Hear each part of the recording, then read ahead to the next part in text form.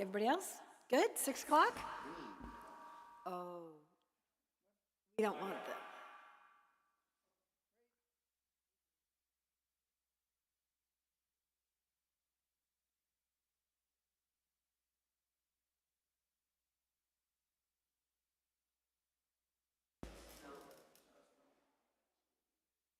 All right, that sounds better. Okay, are we good?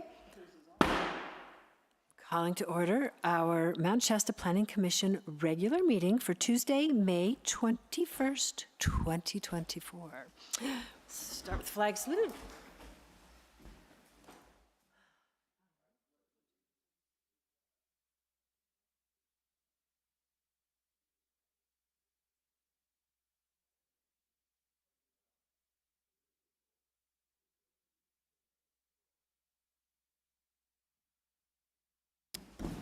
Roll call, please, Jeff.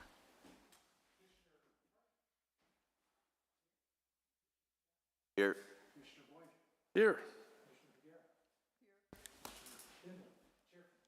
Here. Here. Yo. Full team tonight. Lovely. Item number 3 is time for public comment for items that are not on our agenda this evening, and we don't have anyone here in the audience with us. Is anybody interested in addressing us out? Moving right along then to item number 4, the consent agenda, on which we have the approval of the minutes, and I actually have a thing.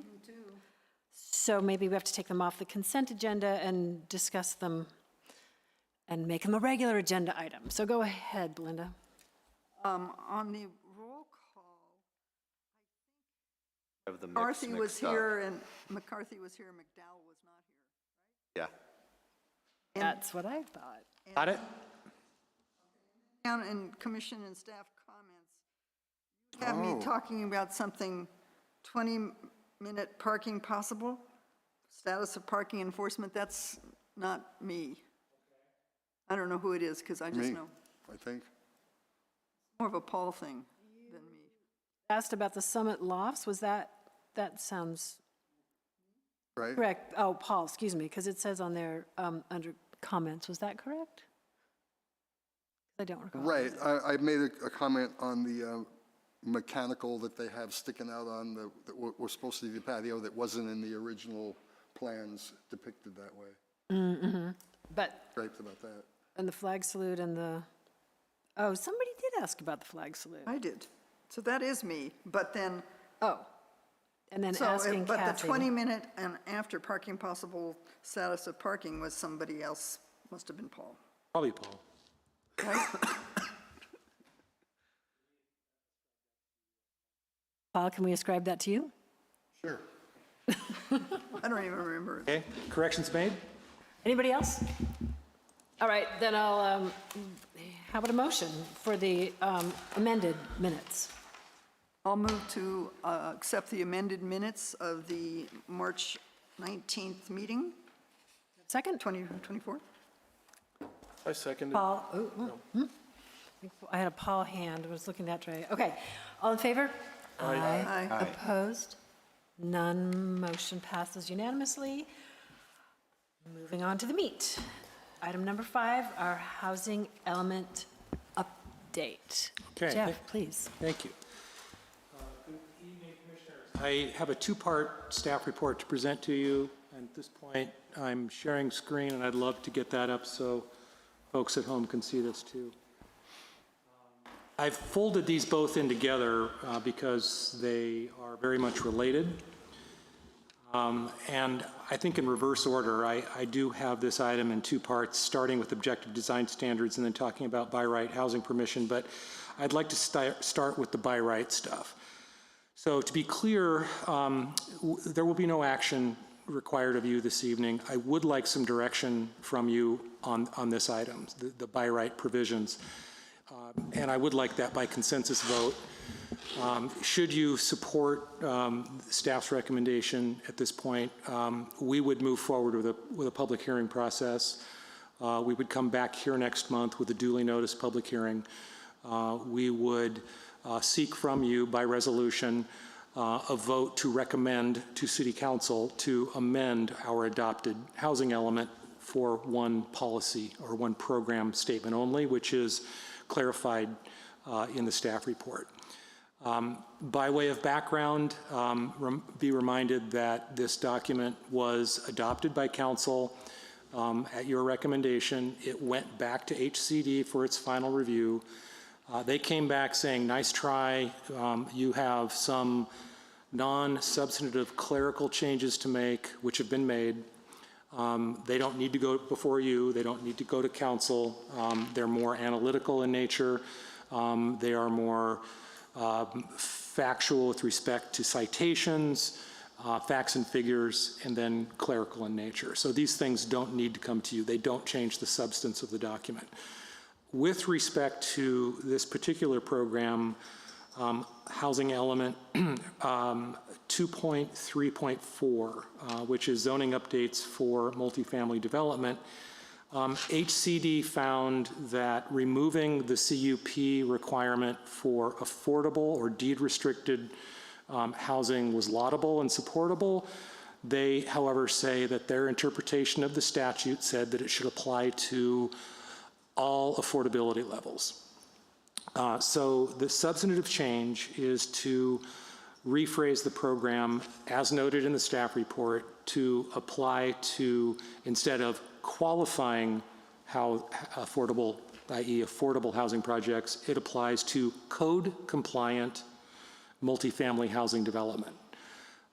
That is the interpretation of state law by HCD presently for all housing elements that I've been a part of creating and reviewing, and all of the statutory and case law that supports those statutory findings that HCD is consistently making for all housing elements in the state. So with that, unless you have questions, I'd like to pause and see if there's clarity on this item. If you have questions, I'd love to resolve those and address those. And then if you're comfortable with this recommendation, this change in program language is noted here in the staff report, give me a consensus heads up, and you'll see this again a month from now with a formal staff report recommendation, the resolution.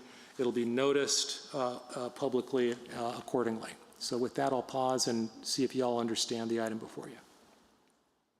Vaughn, did you go ahead, Vaughn? Yeah, the first question I have, Jeff, is, you know, we obviously saw the dissenter letters this afternoon.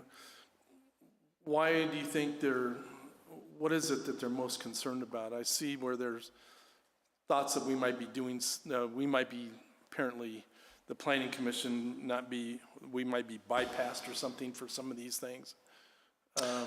What is it that they're upset about? Well, I think that there's a loss of control and discretion over approving housing. Okay, but somebody's gone to great lengths to write what amounts to several pages on both, and pictures of, buildings. Those are from this January. Those aren't current letters. Those are cited. Those are letters that she noted that were written before this was even started. Okay, but now it's started. The letters were sent to us today, so. But those letters weren't written in regard to this. Right. Yeah. I understand. Okay. Still trying to understand. Have you looked through the ODSs?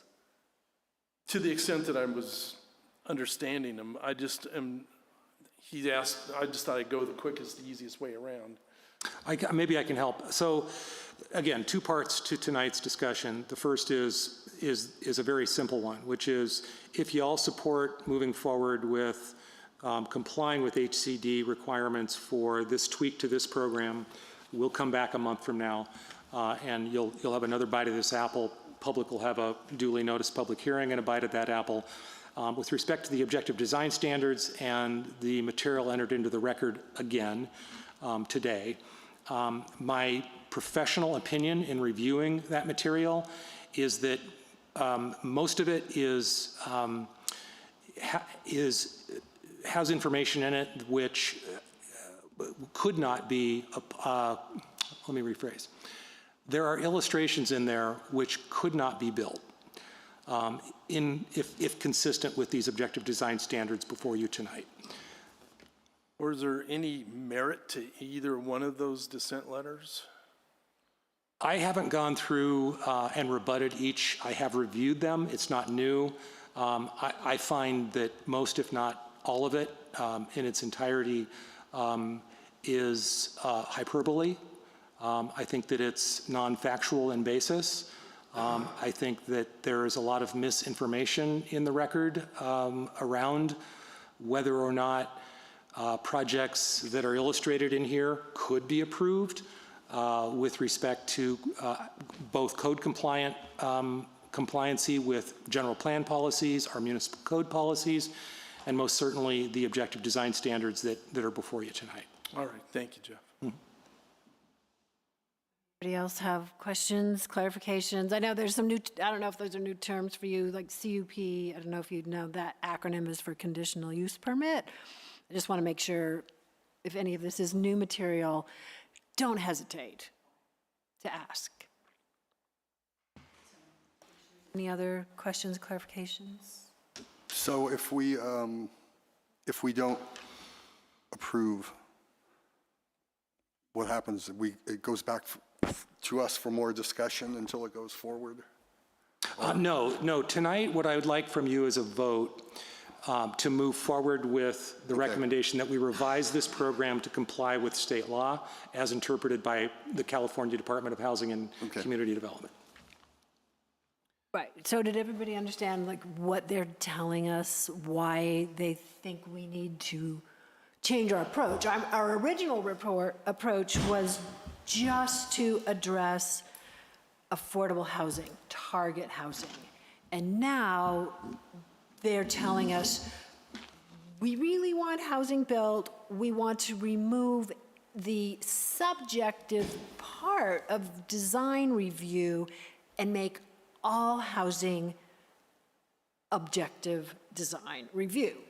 So that's why, that's a big difference here. It was the market rate, the original idea was we would continue to use our 2010 design guidelines for market rate housing, but now we would use the objective design guidelines for everything. And therefore want to have objective design guidelines that we all agree and the public provides input will really capture the design we want so that a developer can come in and build what we want without really having to have much conversation about it because we've been really clear what we expect. Okay, so I have a question. When we originally started this, it was for affordable housing. That's what originally the state was mandating. Now is the state mandate, has the mandate grown from the state, saying that we have to do everything? Now all housing? There's a two-part answer to that question. The interpretation, there is discretion in interpreting the statutory provisions as outlined in the staff report. So the HCD finding is explicitly conveyed here in the staff report. It does say that initially the program, our interpretation was that it was for qualifying affordable housing projects. There is a statement in the statutory language that refers not to just qualifying affordable housing projects, but housing of all income levels. So we've interpreted it one way. Most jurisdictions do take a pass at this. We're going to give you ministerial review or open up, if you will, the regulatory provisions in the municipal code for qualifying housing projects only. And you need to be 20% deed restricted by income level and so on. HCD is increasingly pushing back with the strength, the backing of challenges to these interpretations. And case law, which changes the statutory landscape, and that is happening as we speak. So I would expect your recommendation is, staff's recommendation to you is that over the next 8 years, the 6-cycle period of time that we're adopting this housing element for, you're going to see that trend continue. So at a staff level, again, having seen this a time or two, to get out in front of this, to set up a very thorough set of objective design standards that we all stand behind, goes a long way to communicating to the state that we feel that these objective design standards are challengeable. That is, if challenged, we can support their objectivity and their effectiveness in ensuring that housing of all types, multifamily housing types of all income levels, can be built in a way that is contextually responsive. Okay. That's very helpful, because actually, a planning commission is supposed to be objective. It's not supposed to be discretionary. Our design guidelines have some subjectivity to them. They have had. The ones, But our I can- 2010 ones. But yes, now I'm starting to see why there's been problems, because maybe we're a really fair commission, but what if there's another commission somewhere else that isn't, so, and some other people come into this commission that don't know anything, and they have no rule, guidelines. So this is like, let's make some really clear guidelines to help the developer and the members of the commissions go forward and not stumble around all the time trying to say, no, damn, whatever, all the things. I mean, because, I'm picky, but I'm picky, right? That's not the way it's supposed to be. We're supposed to be fair, And efficient. even-handed, Absolutely. all those things, which Well, and we we wanna- strive to. We are really a good commission, and we really strive, by the way, everybody, we really do strive for that. Oh, I think so. I Enough agree. of that. Okay, I'm Right. sorry. So, right, and mountain design theme, that's our, so this is trying to make mountain design theme very clear. What does it take for somebody building multifamily housing? What's it going to take to get you there? And this is how objectively we want it to look.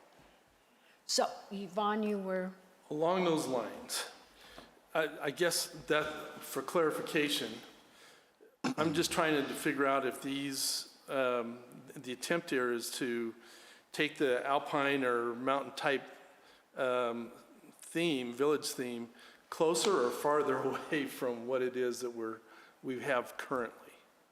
We'll get to that when we talk about the ODS. Right now, we're just trying to agree that we can say this applies to all multifamily housing and not just affordable housing programs. because we need to address this piece of the housing element that will be a change that HCD apparently wants. Yep. To better define it. To apply objective design standards for market rate and affordable housing projects. HCD wants housing built as efficiently as possible. So they don't want it to just apply to affordable housing. They want all housing to be built as efficient as possible. There's a type of housing that I'm sure you've heard of called missing middle housing. That is the housing that is by design affordable to middle income families. It is not deed restricted housing because that means you need to qualify by income. There's a lot of us, this planning director included, that make just enough that we can't qualify for affordable housing projects. There's a great number of municipal employees, school teachers, shop owners, et cetera, that fall into that same category. That's where missing middle housing comes in. It's not deed restricted, and HCD's point is that the provision of that housing product type is just as important as affordable housing projects. Okay. So we want to remove barriers and make it as clear as we possibly can for people to, developers to build those houses or whatever, multifamily. Clear? Anything else? Does that help? It did until you just said that. Okay, then ask away. Now, again, I understand this is all going to be incorporated, but what he's wanting us to do is approve to going forward, and I want to understand what it is we're approving And I think, I mean, like everybody else, I did my homework, but I was left with questions. So I just want to make sure,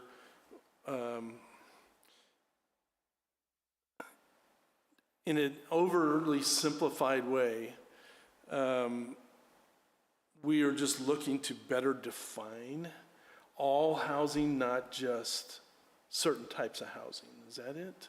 Multifamily, That's, so not a single-family house. But Okay. anything duplex and more, right. all of that housing will have to comply with our objective design standards. And why not single family? That's a good question. And actually, we haven't done single-family, and we haven't done duplex before, but this process prompted us to start to do duplex. You want to answer about? Sure. So currently, and you've seen this in past staff reports from me, there are a number of exemptions in our architectural review chapter 1816, single-family duplexes and triplexes included in R1 and R2. We're in a way of saying, okay, let's carry on some of those provisions, but not all. We're going to allow single-family development to occur in R1 zones without subjectivity or without being subject to these objective design standards. We are lowering the bar a little bit, and we're capturing duplexes and triplexes subject to these objective design standards because we think the market is going to be delivering more of those in Mount Shasta than more apartment-style multifamily projects. And those, by density, can be in that 20 units an acre range. You're not going to see 20 units at one time, but you will see a relative density where if you were to build an acre of this duplex, you're going to get to 20 units an acre. So that's the relative density. That's why we're lowering that bar. You're going to see probably more of those given the particularities of this market in this remote region and the demands for that housing product to be delivered in the form of duplex, triplex, and maybe fourplex level stuff. Okay, so if we're looking for uniformity, then I'm still not understanding why we're not talking about single family also. I think single family, because most of it's built in R1 and R2, has a ton of exemptions to where they can kind of build as they please as long as they're within the 2010 guidelines.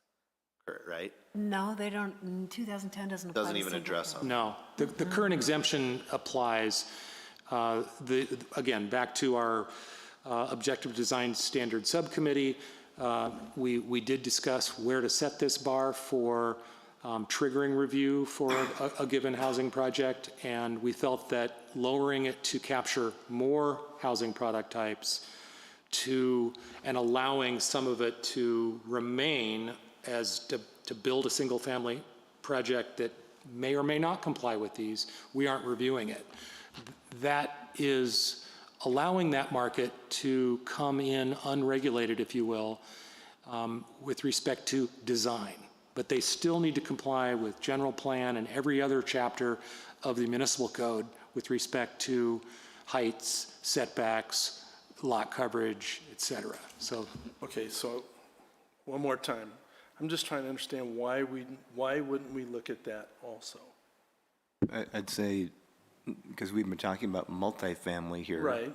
And single family isn't multifamily. Well, I got that part. I'm crystal clear on that. I'm just not understanding why we're not including single family in this process. I don't think there's really a need for it. I mean, they have a lot of freedom, Yeah. to design as they see fit, and Okay, Yeah. why would you? Let me rephrase that. I guess we couldn't answer that question, so we chose to let it go. It is very unusual for a zoning code or an architectural review commission to review a single-family project. Most zoning codes, by my experience, do exempt single-family in single-family zones from architectural review. well, I'm just thinking of uniformity, but back to your question is, if we're not going to do one, why would we do the other? That is because, well, single family, right, it's very unusual unless you're in a place like Leavenworth or something and, or in a historical district where a single-family house is subject to that kind of design I've had review. to And design certainly- houses in architectural heritage areas, so I get Right, it. and so we haven't been that, we aren't that now. The reason we talked about adding the duplex is because of what Jeff was just saying, is if a developer comes in and they've got a piece of property and they're going to attain that kind of density, the high density, they would be building maybe several duplexes. And if we have several duplexes and that high density, that's where we felt like our design guidelines would be helpful, because this, even though it's there's a duplex, but it's a group of duplexes, and they should be subject to design review. And the way that sounds, what I interpret it is, if you have an acre of land and you build your first duplex, doesn't mean you can't build the rest of those duplexes in 4 or 5 years. And so if you're not reviewing, keeping it reviewed, it can go willy-nilly. Where a single-family home, that's it, it's done. You put that home on there and that's it. So these are separate but related. I think tonight I don't want to get too deep into the objective design standards, because I want to give a brief preface on that before we have this discussion. But to separate these two, should you support the idea that our housing element, program 2.3.4, be changed from qualifying affordable housing projects to multifamily housing projects? That's what I'm looking for you on a thumbs up, thumbs down right now. If this is supported by consensus, then staff will move forward with a public process and come back before you a month from now with a resolution, an adopting resolution, a recommending resolution for council to adopt or to amend the housing element that was already So we adopted. wouldn't have a part of that public hearing at our next meeting then? Yes, We you would come back. You're not ready to take action on this item. Right, because you don't have a basically, resolution. we're just saying, let's move this We thing like- forward. we like so the idea. can further the discussion, further the understanding, allay any concerns, blah, Correct. blah, blah, blah, instead of talking and just stalling. Right. Now, separate but related to Commissioner Boinger's prompt is the next item, which is objective design standards. What are we going to subject to these objective design standards? That's a discussion to have in the months ahead as we talk about the contents of this document. Yeah, But and it's that's, an outcome of. I just don't want that to get this. us hung up on getting this one item out of the way so we can get into the meat of the conversation. well, I'm not wanting to skip ahead. I'm just looking at the end game. I'm trying to figure out where this consistency is going to be, and that's why I'm asking. Noted. So are we going to talk about taking a vote, or what do we want to do? Then we need to hear from the public first. Well, we Duh, can, sir. if the public wants to weigh in on this, certainly we'd love to have input. And if any other commissioners have comments or questions around amending our housing element to include objective design standards to apply to all multifamily housing. So it's, public comment is just on item 2 right now. Yeah, and make sure that's clear. Right. And you will have another full public hearing Yes. and a public hearing process that's Right. noticed, et cetera. This is not a public hearing, but if there are people out in the audience who would like to chime in, this is a good time to include people in that. And again, this is only on, we'll talk more about objective design standards in a bit. But for now, we just want to talk about, do we apply objective design standards to multifamily housing? And by doing that, we're amending our housing element.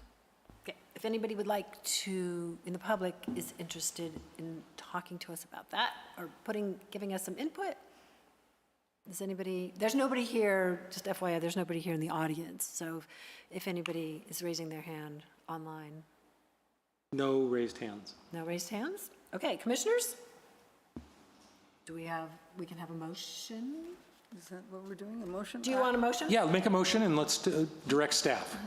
So I move to accept, I don't even know how to phrase this, the Recommendation to, recommend, yeah, tell me. A recommendation to include all multifamily housing in the design standards Discussion? objective. objective design standards. So Objective amend our design housing standards. element. Amend our housing element. And to amend our housing element to include all multifamily projects. Works. Everybody got the gist of that? Okay, but do you have a second? Second. We have David seconded. All in favor? Aye. Aye. Aye. Opposed? Motion passes Okay. unanimously. Excellent. So on with the second item, and I'm flashing down here to objective design standards.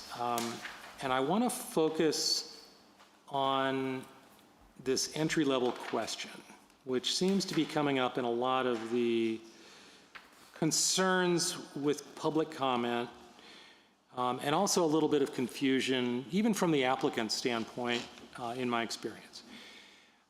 For a project to be considered complete, so an application for a housing project is submitted to the planning department, it's paid for, and then staff conducts a completeness analysis. And for that project to be deemed complete, it needs to be demonstrated to be code compliant. And that means all chapters of the general plan, all chapters of the municipal code, all guidelines therein related to standards near streams and wetlands, our active transportation plans, so public frontage improvements, all parks and public works standards that may apply, and all fire department requirements apply. These are all building code related that are adopted by reference into the municipal code. So when we get projects for design review at a staff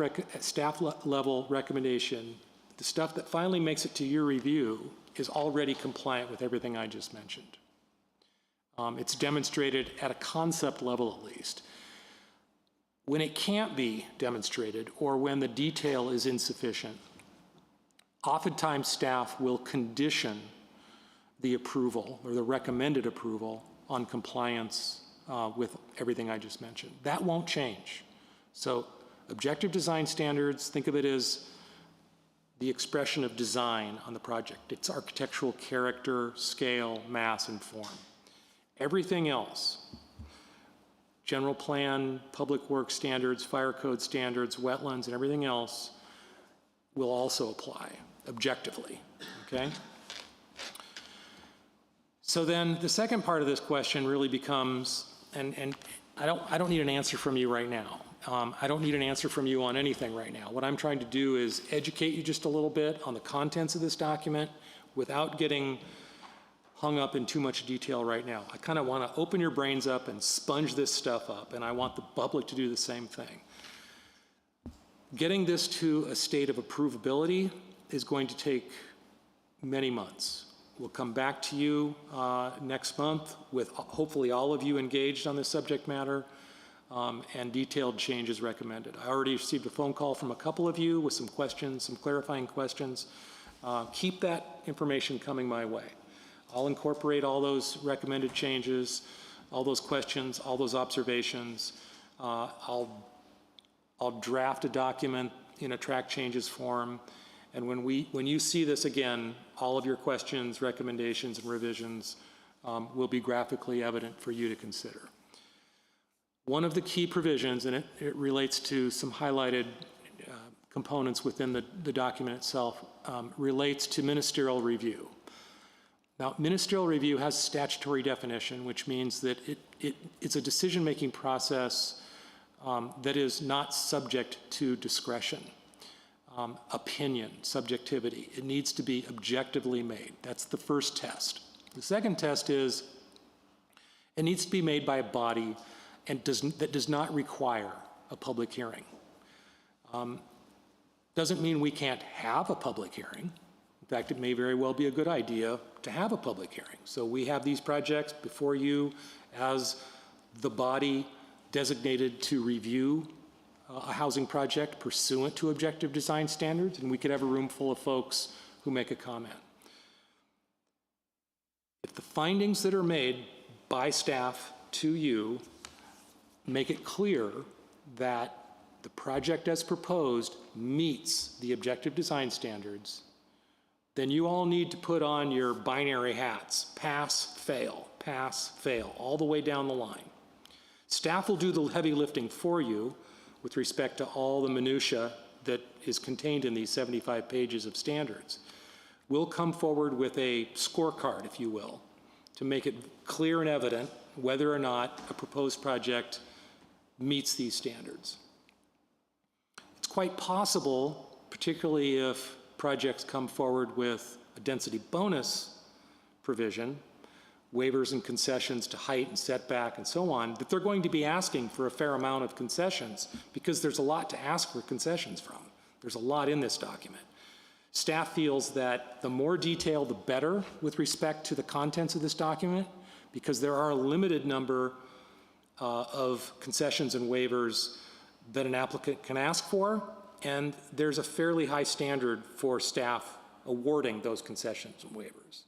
So for a project to come in under a density bonus, we need to have a pretty high bar of starting point from a design standpoint to make sure that we're not, if you will, giving away the farm with one project. Heights, setbacks, massing, blank building walls, et cetera. And I'll get into some of those details in a bit. So ultimately, think about this. Do you want, as a body, to be reviewing all these projects in a forum much like this?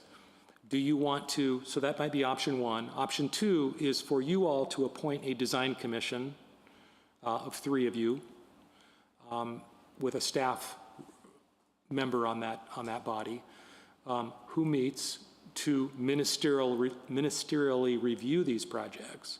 And then those projects are approved at that level, and you would only see them as a full body unless they're appealed, right? So the appeal provisions in our municipal code still apply. Staff level or commission level recommendations or decisions rather can be appealed to this full body. Your decisions can be appealed to City Council. So all of that still prevails. Lots of public vetting within that appeal process. But I want you to think in those terms. Who or what body? Staff, commission, subset of you, design commission, or full planning commission. And think about that as we go through this. I have a quick question. Yeah. Would there be an additional cost to come before the planning commission as opposed to going to staff?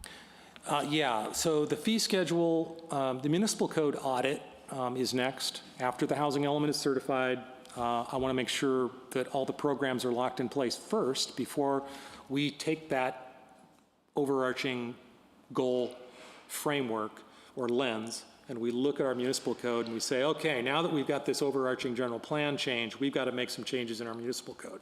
And that'll be part of it. Fees and procedural measures and provisions for review of housing types. Certainly our base zones are going to change a little bit too. So lots of changes elsewhere.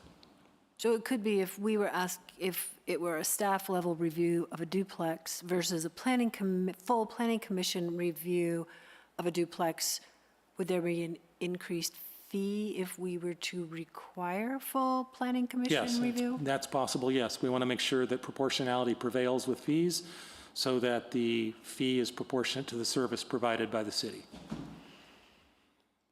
Because I think that's helpful to think about. Could the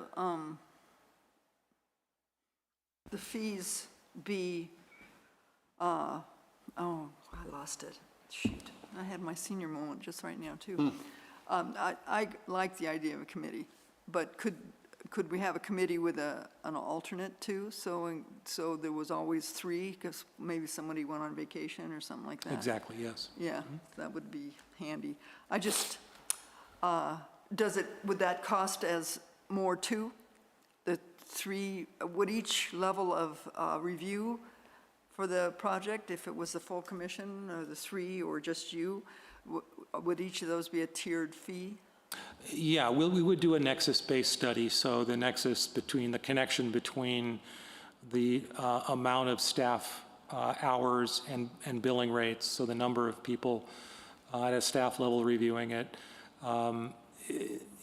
You all come pretty cheaply, so we would, You think? from a fiscal perspective, but not from an intellectual or Thank you so much. but yes, in short, yeah. And, Too late. and would if it was the committee that met, would that be a public hearing? It could be, yes. The state law says, is very clearly, one is not mandated, but we can choose to have one, much like we are here. We notice it. The public hearing process, simply public notice law, makes it clear that we have advance notice requirements, we have newspaper requirements, we have interested people to notice, and so on. But we don't have to necessarily. We do not have to do that. We could be just an advisory. But we could choose to do so, no matter what it is. If it's a decision by staff, we would make a notice. In previous cities I worked for, the notice goes into the paper, it goes on the website, a decision is about to be made at a staff level. If you have comments on this, send emails to this staff member. Okay. They will be considered prior to issuing that decision. Okay. That standard public engagement structure applies no matter what the review body is. Okay, great. I have a question, Jeff. Yes. If a project gets appealed, if it's a committee and it gets appealed to the full planning commission, is it still rated on objective design standards? Or if it goes to appeal, is it more subjective at that point? It must remain objective. Okay. So the grounds for appeal become critical. Okay. And this is where we could reject appeals. This is consistent if someone says, for example, I want this building to be purple. Well, that doesn't appear in our objective design standards. Opinions on color are matters of subjectivity. Therefore, we would reject those because they're a subjective interpretation, not an objective one, pursuant to what you're considering in objective design standards. Could That we, clear? I just wanted to make sure that if Yeah. it couldn't open a loophole to No. where like it would go appeal and then it's subjective and then it Nope. just opens up a It's whole got to other stay objective, yeah. fishbowl. again? Yeah, I'm good. I mean, as I'm thinking about this, I'm thinking we're bringing a single duplex of a single market rate duplex with, that wouldn't be subject to concessions or waivers to the full planning commission seems a tad onerous to me. I agree. Whereas a multi-building, multi-family, high-density project might feel better in front of the full planning commission. And so perhaps we might consider a threshold where it could go from, maybe even from staff to a design committee to the full planning commission. But the committee, the three-member committee, would not be Brown Act notice. No, it's not a Brown Act committee. Yes, it would. It would still be. It would be subject to Brown Act, yes. We would notice its gathering, yeah. But it wouldn't necessarily have to be, but it wouldn't be a public hearing. It's an appointed body, yeah, and it wouldn't be a public, yeah. So it would not be a public hearing. It could be a, It's semantics. Public hearing comes with certain public notice law requirements, so the public hearing gets a 10-day notice. I didn't notice this 10 days in advance because there's nothing before you on the agenda that requires a public hearing. That doesn't mean that the public can't show up and comment. So it is nuanced, right? So we would call it a public meeting, but it may or may not be subject to, unless there are other provisions in there which do trigger public hearing notice. one that comes to mind would be any mapping changes, for example, any other municipal code triggers for public hearing notice law. But I think we would, what I'm trying to do is err on the side of more notice is better. Most of the public hearings that we're doing now come out well in advance of 10 days. The last one you saw was out of 20, 25 days of public notice. That's well more than the standard 10-day requirement. We would continue that, I believe, particularly with projects of a complex nature that you're talking about, Melanie, where if you do set that threshold saying that using the vernacular here, you know, if they are above a duplex, you know, the garden apartment and above, or whatever product type that you really want to see more of because it's a critical, it represents a critical concern from a mass scale form standpoint, it's a big enough project that you all ought to see it, then you could set that threshold. There are some consequences to consider, and we can talk about that in the future for that. Okay. And then and Ben, if there were a committee level meeting on the project, would the public be invited to attend? Would it need to meet here so that it could accommodate as many people? You know, what if 50 people wanted to show up? Or would it be something that would just be between the developer staff and the committee? I would recommend that it be held here in a public venue, so it is publicly accessible. My previous experience is that even at a staff level, when a hearings officer or a staff member is about to issue a decision, that is done in a venue much like this, and you could be awfully lonely if it's a small project, and you're here at a prescribed time, so it's a time certain decision which can be attended and commented upon, and you consider those comments. Some of them could be that you missed an objective standard, and lo and behold, staff acknowledges it, or the committee may acknowledge it and go, that's a very excellent point. We missed an objectivity component to this, and let's reconsider it. We'd take it back, reissue, do it all over again. That's a plausible scenario. Thank you. So this committee, they're not voting on anything, or they could vote on something? The committee approves or denies a proposal for a multifamily housing project, yes.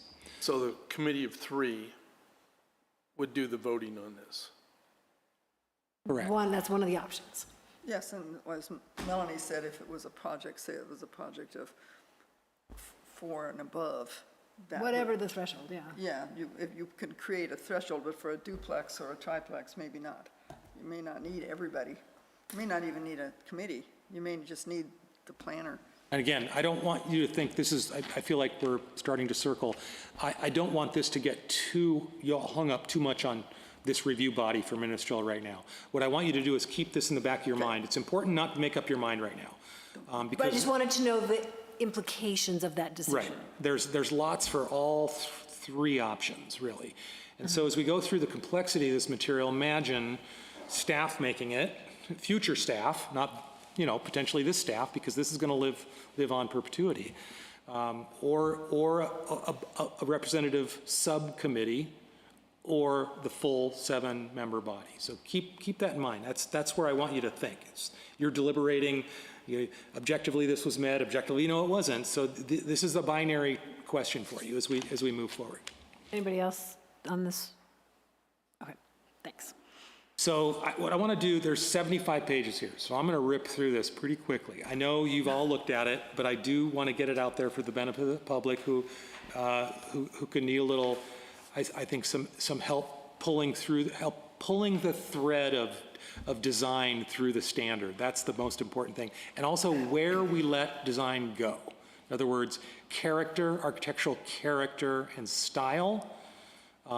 We tried to remain aspirational. That is, we didn't set a series of objective standards for mountain theme. And I can talk about that a little bit, but that's an example. So the first chapter is administration. A lot of that is state law regurgitation. That will likely change. think of it as a fluid chapter or section within the broader chapter. It will likely change with more state law. Same with the definitions. Definitions are off-the-shelf, legal standard terms for the most part. That is also a little fluid because as we move through this, more of these terms used in objective design standards will need to take on objective meaning if these are truly going to be objective standards. If there's subjectivity or interpretation left to terms in here, then we run into trouble. So we have to be very careful that each term used here is defined. There are the following sections of standards. There are site design standards, there are building type standards. And those building types are broken down into a series of standard architectural typologies. So these are typologies that are small scale. You don't see 15-story high-rises in these standards because they're not going to be delivered. They can't be delivered under our current code with respect to height. So construction type, massing scale, form, and aspirational character are broken down for each of these different architectural typologies. So with respect to the standards themselves, I'm going to start with site design standards. Unless you all want me to go through administration and definitions, I don't think you want to right now. If anyone has any questions or concerns, I'll stop and pause, but no, I'm seeing shaking heads. So I'm going to fast forward to section 1850-030, which is where we really begin the meat of this.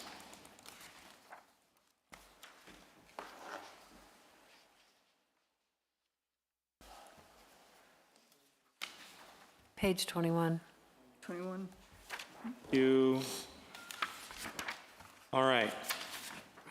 So what we did at a subcommittee level was we combined all of the elements that were within the municipal code and the 2010 guidelines that were germane to the following subject matter. And wherever we located or referenced, that content, it's referenced in parentheses in bold.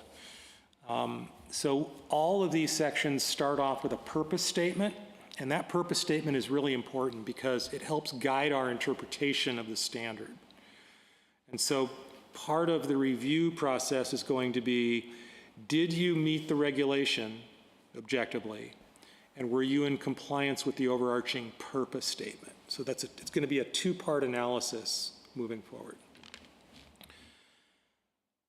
There are 6 components within the site design. There's screening, landscaping, lighting, parking, snow storage, and scenic resources and vistas. And I'm going to kind of rip through these pretty quickly. I won't pause on purpose, but I will dig into the regulations. The purpose statements are generally, again, I don't mean by glossing over this, I don't mean to ignore or convey in any way that it's not important language for you to consider. Please do so and let me know as we move forward if you've got changes to purpose statements, but right now I really want to get your head around the standards, what these standards are really trying to do in terms of shaping architecture. The first screening is referencing fences, walls, hedges, screened plantings.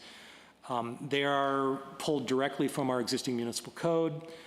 We basically took all of Chapter 1820 or Section 1820-050, which is our screening standards, and we put them into a tabular form. So no change there, pulled them straight in.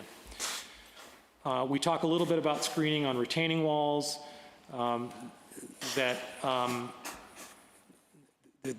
may go above and beyond the base limits. The height of screens and the retaining walls are mounted on or attached shall not exceed 6 feet.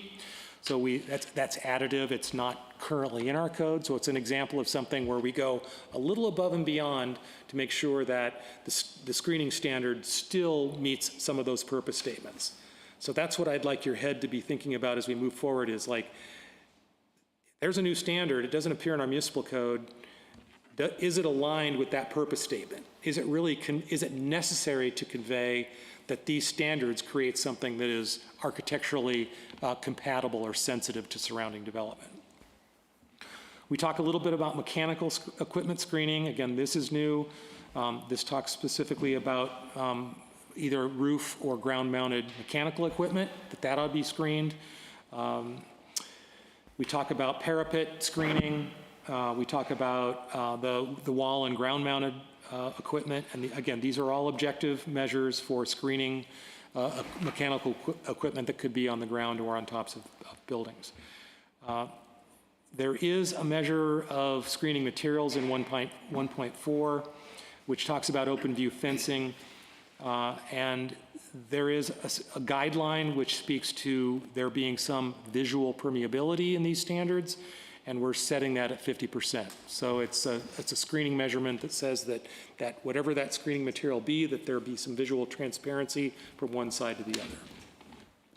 We're prohibiting barbed wire and razor wire. That currently is not in our code, so that's another additive. Landscaping location is referencing our current model water-efficient landscaping ordinance.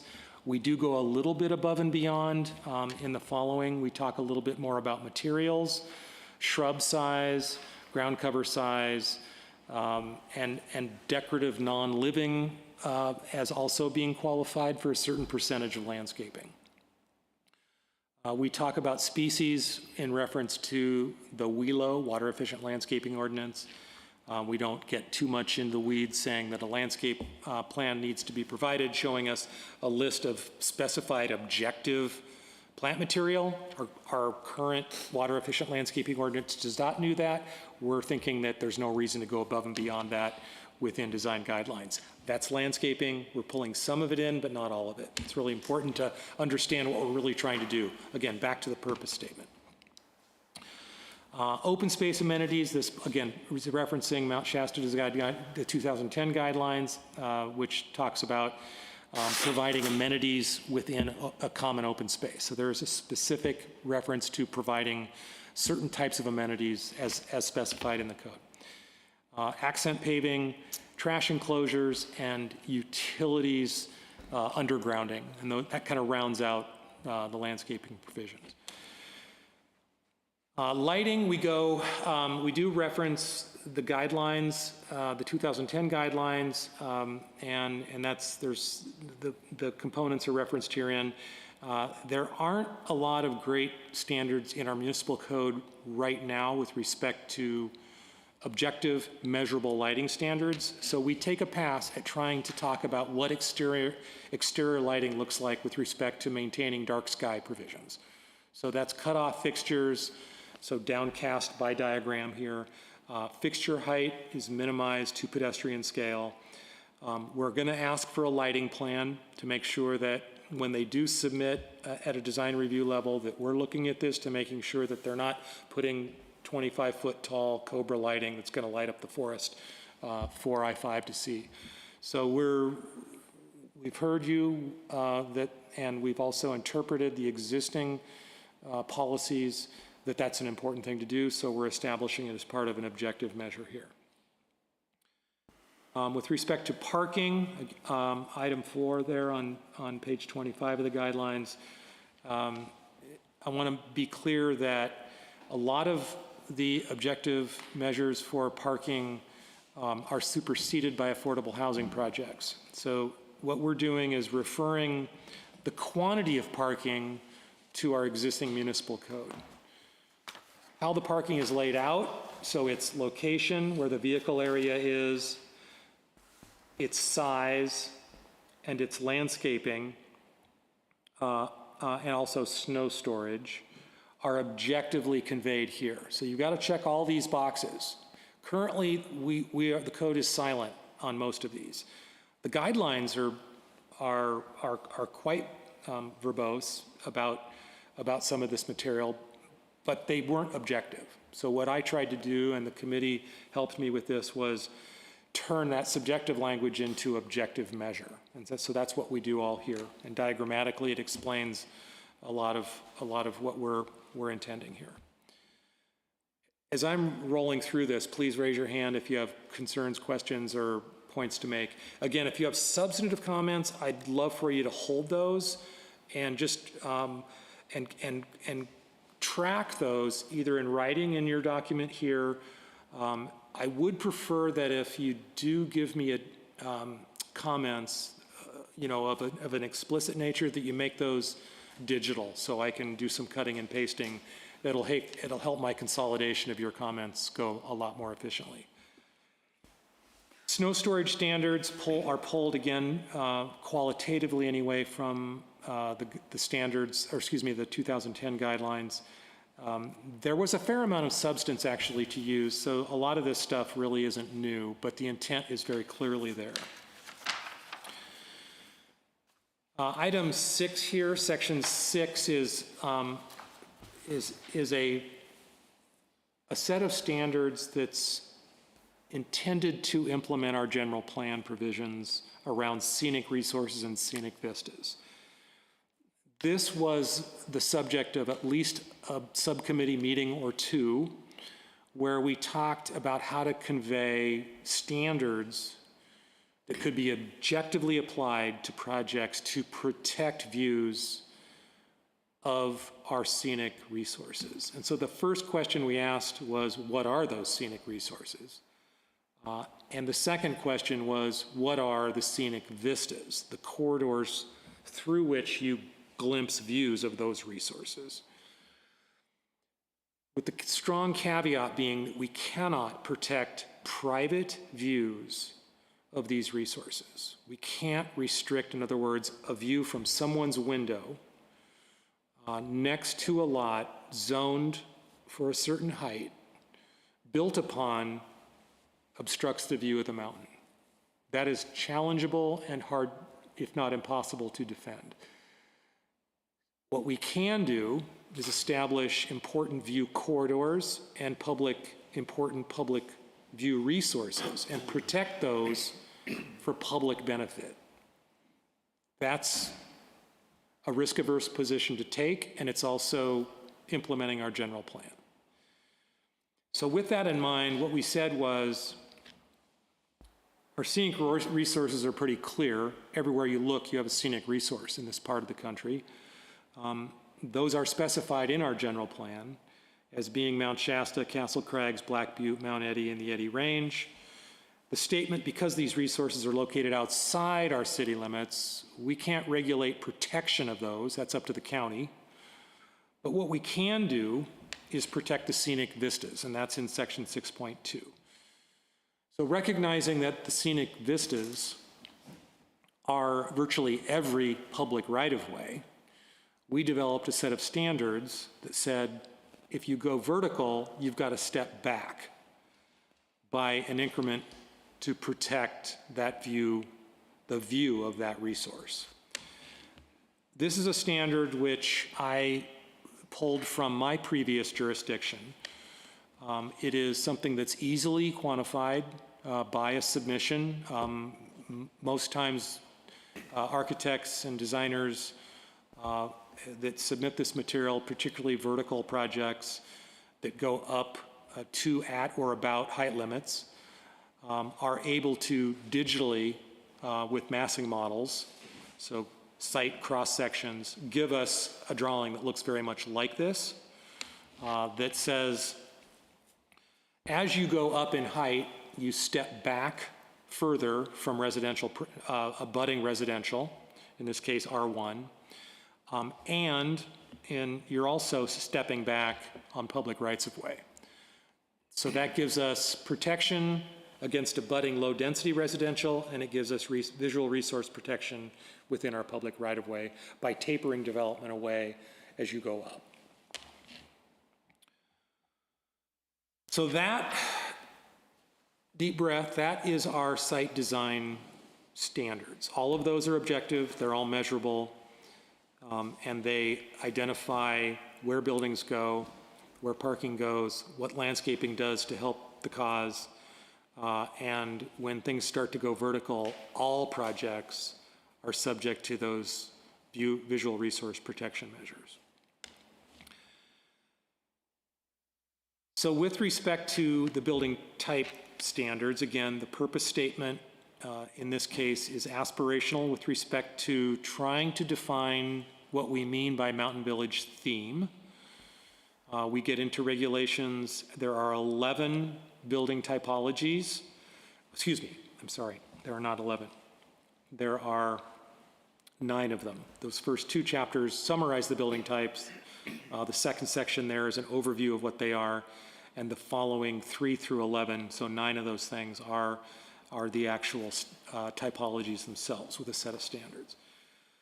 So with respect to Mountain Village theme, what we've tried to do is dissect the 1988 guidelines, compare that with the 2010 guidelines, and pull the continuity, the thread of intent, if you will, into this interpretation. And what we've done is say that Mountain Village design considerations really come down to all-weather protection: snow, sun, rain, wind, and materials.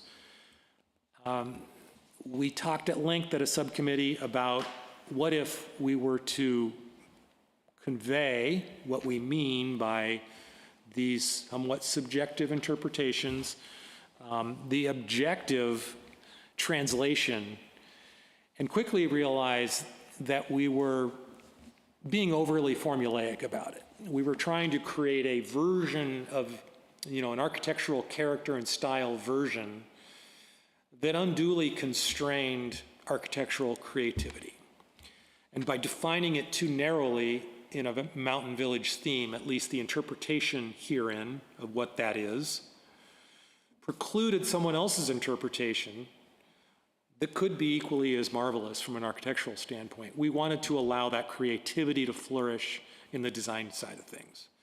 That said, we wanted some aspirational references here, so that if you give us a roof, a pitched roof to shed snow, if you cover walkways to protect from sun and rain, and vertical elements to create lee moments for pedestrians so that you've got wind buffer, and that your materiality is locally referenced.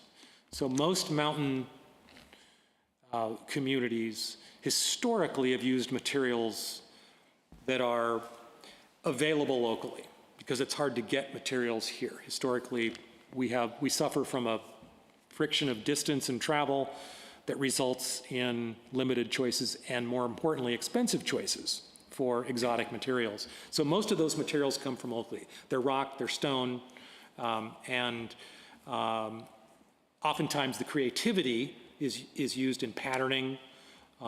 So you'll have certain components of roof form, certain components of flashing materials, certain trim materials on roof form and window frames that evoke some whimsy. And we'd like to create that opportunity within this aspirational language to flourish.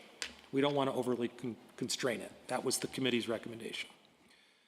So this would be an applicant coming forward saying, hey, what about this Mountain Village theme? What do we all do with this? And we say, well, give us some all-weather protection, give us your interpretation of this aspirational language, and we'll see what you can come up with. We inspire that creative interpretation of this language. We think that's a nice purpose statement to convey here. So with respect to the language around standards, so explicit objective regulations, the building types really break down into, and I'm going to kind of flash through here to the table. Sorry, before I do that, I want to say that this section, the building types, these apply to all building types. So we have primary building type. We're saying that in certain cases, you only want one primary building type per site.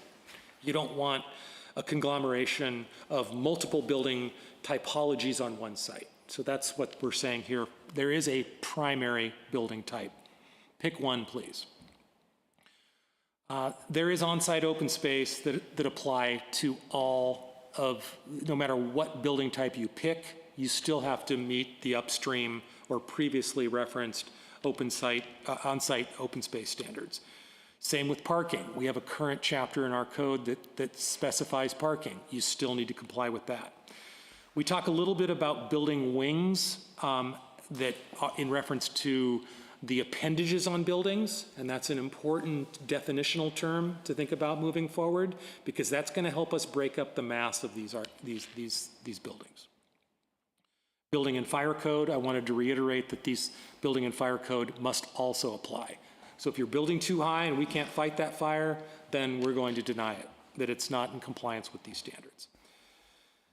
So this is the key table that is kind of the entry to this entire chapter, that we have these 9 building typologies. We have a side-by-side duplex, we have a stacked duplex, we have a 3- and 4-plex, we have a neighborhood townhouse, we have cottage court, pocket neighborhood, multiplex, neighborhood courtyard, and Main Street building. These are all defined in the definitions chapter, and at the outset of each of these subsections, there's also that definition. What the committee decided to do, and these are organized from top to bottom in terms of intensity and density, so the least intense and dense is at the top, and the most intense and dense is at the bottom. And you'll notice that from R1, R2, R3, C1, C2, and our EC zone, as you proceed from left to right, you're getting more and more dense allowances with these building types. So these building types are allowed in these zones only. With respect to duplex side by side, and again, each of these chapters has the same 3 subsections: description, number of units, building size and massing. And this is where the format of this document is going to be key. With apologies, this format is not what the final format will look like. For ease of interpretation and digestion here, we're going to have the language on one side, so the narrative on the left probably, and on the right side you're going to see these big diagrams. So for digital review and publication and broad consumption, I've sacrificed a little bit of formatting, but we're going to change that so that these 2, narrative, item 1, 2, 3, and the illustrations that follow in each case will be more directly linked. So these first 3 sections refer to these 2 diagrams, this is kind of, I'm laying it on the screen here, how it would likely look. And we would have the main body within our duplex side-by-sides. There are certain restrictions that are 48 feet in this case, wide, and a depth of 36 feet. And the wings themselves are also specified with setbacks, so there's separation between the front of the building and that is the front of the primary body, the main body of the building, and the wing, the body of the needs to be set back by the distance specified here. So for every building type, you're going to see these same set of standards: main body and wing. And what that's doing is saying that as we go up in size, the main body gets bigger and the wings get a little bit bigger. But in every case, there's limits set to them, and there's a relationship set to them. So you're not, in the mind or the eye is not seeing one massive building wall for the entire site. That's the idea. We're breaking mass up into human scale proportion and smaller program, so the use of that building is defining the space, okay? So the second subcomponent of each of these chapters relates to pedestrian access, vehicle access, and the relationship of open space for each of these typologies. And and you can see that diagrammatically. So what we're trying to do is prioritize entrances to public rights-of-way or the public frontages, and we're trying to subordinate the automobile to behind or off of alleys. And that's to create a condition where we have life, health, safety mandates provided for with respect to protecting pedestrians as they're going from the insides of these buildings to the public right-of-way, instead of having to walk through parking lots, for example. So those are dimensioned accordingly.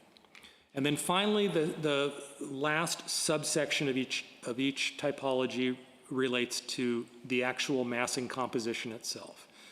And we talk about the form. We talked a lot about at the subcommittee whether or not we're going to restrict the roof form to dormers or sheds or hips. And we said, let's let it go. We don't want to have one roof form. We want to be able to allow that design integrity, that design variety, if you will, to reference whatever roof form it wants, whatever the architectural style that the architect or the designer is bringing forward aligns with roof form. So the diagrams will be tweaked accordingly, but for the sake of us moving forward, roof forms are not regulated. They're suggestive here only.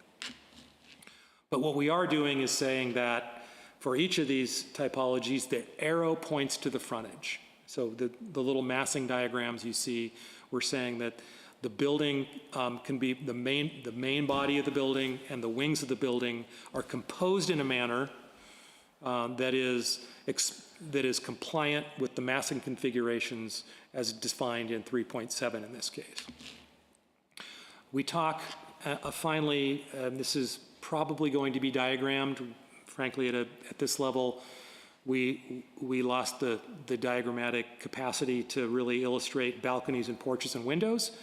But we have set a standard to ensure that balconies are provided, particularly on frontages facing a street, and that ground floor windows and wall area facing streets have standards for windows. So you don't see big blank windows facing the street. If you're going to have a blank component to your design, the program, the inside of the building as it lays out, you're going to put most of your windows and your entrances oriented to the street, and your blank walls are either going to go sideways or to the rear of the lot. That's the intent of these standards. From this point forward, I'm not going to bog you down in the facts and figures and the setbacks and the numbers, but I'm just going to kind of walk through this, and I'm happy to pause if you need, if you have questions or seek clarity. But the next one, instead of duplex side by side, is a duplex stacked. This is when we begin to go vertical with these, with the units. So these are stacked units, so one living unit on top of another. You will likely see larger building walls, and that's why you see some of the footprints will increase a little bit as we march up this density spectrum from low density to high density as we walk through these chapters. So you're going to see the main body and the wings get a little bit bigger, and that's referencing the building typology is also getting bigger. Duplexes stacked typically have a bigger footprint. Duplexes side by side typically have smaller, and they're more vertical side by side.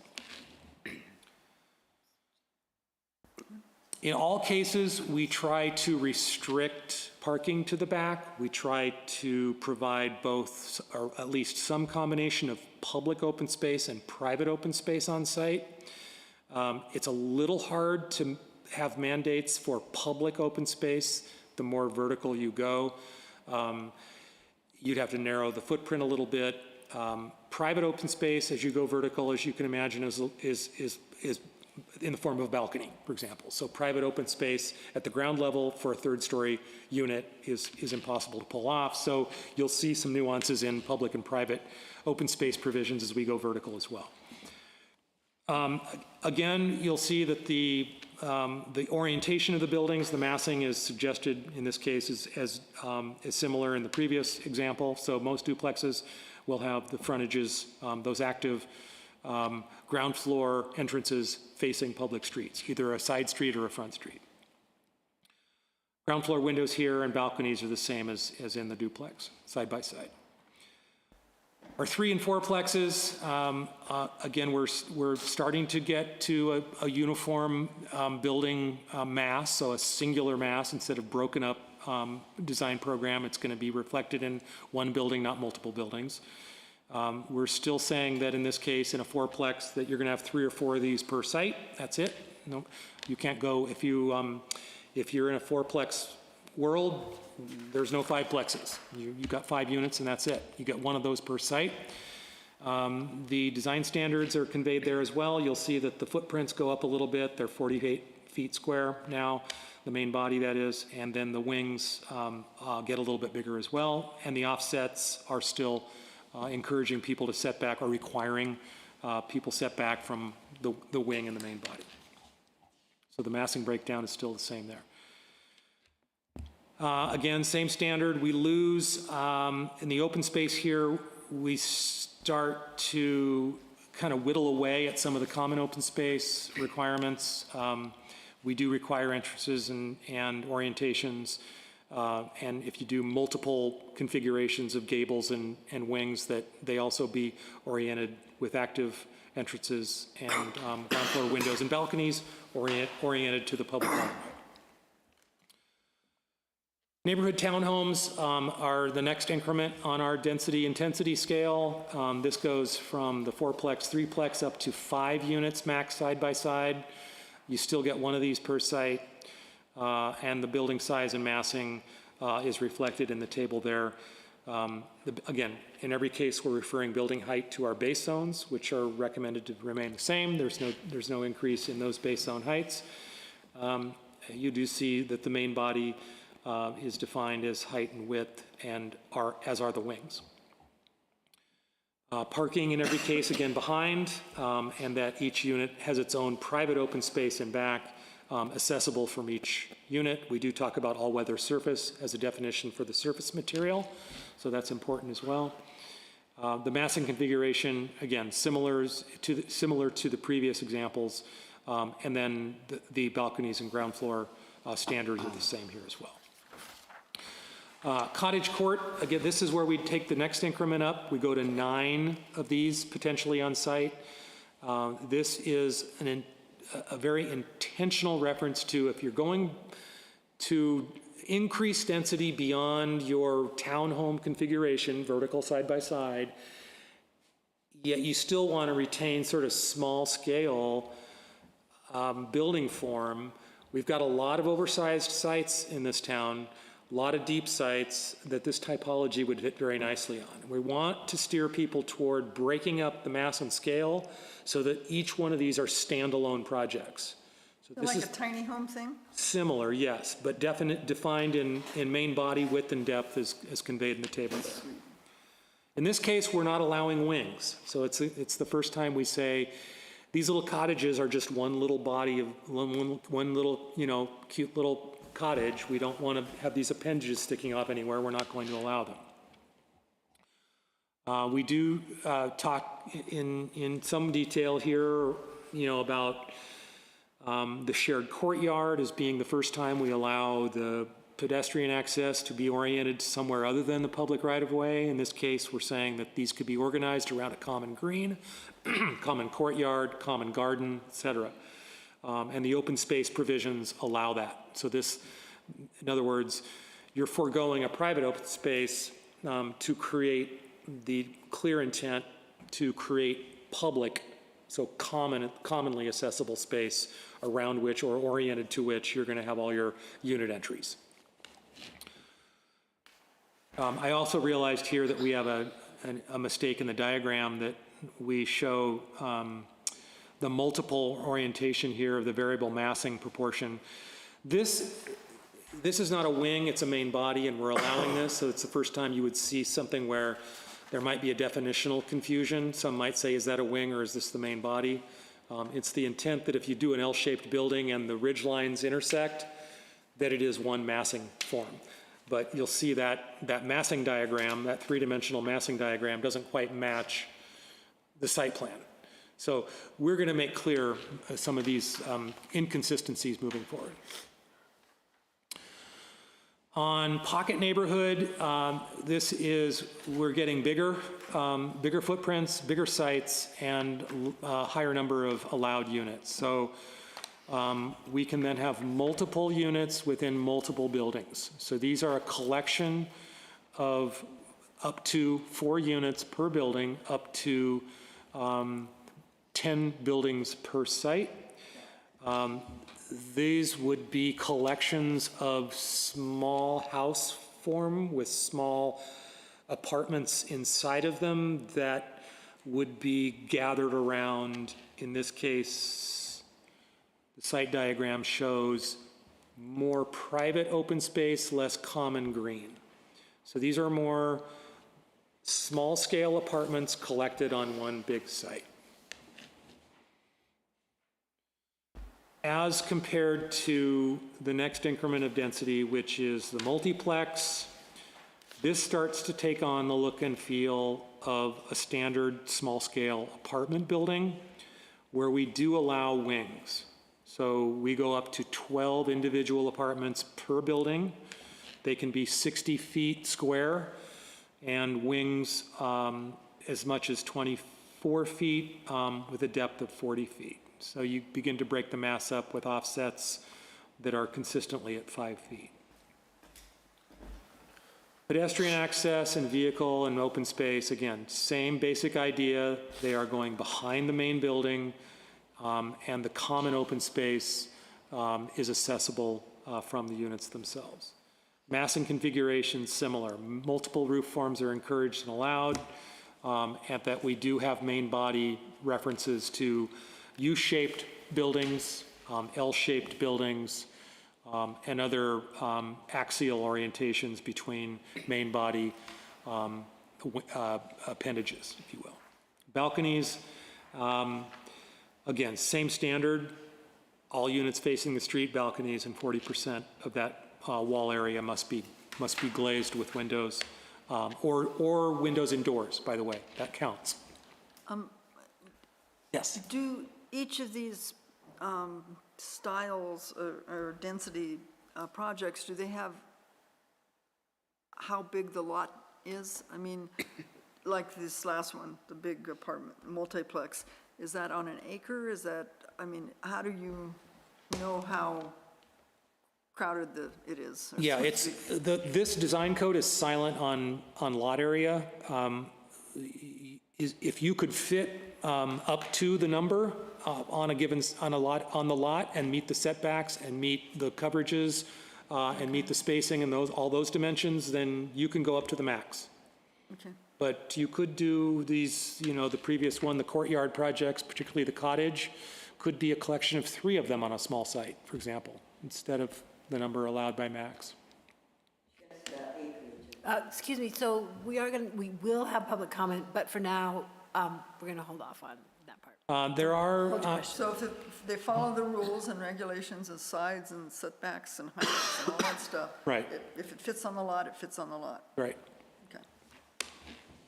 Jeff, can you refresh my memory? What's the height, where are the current height restrictions? 25 and 35, R1 and R2 and 3, 45 in C1 and 2. 45. I think we have 45 in C1, yeah. Okay. Are we looking at changing those at all? No. or- Okay, Those all stay the same. all right, so 4 stories. You could fit 4 stories in 45 feet. It's typically not done, particularly because in C1 and 2 where you have that, you have ground floor retail requirements, which chew up 14, 15 feet of it. So we're at 3 stories. Okay. Thank you.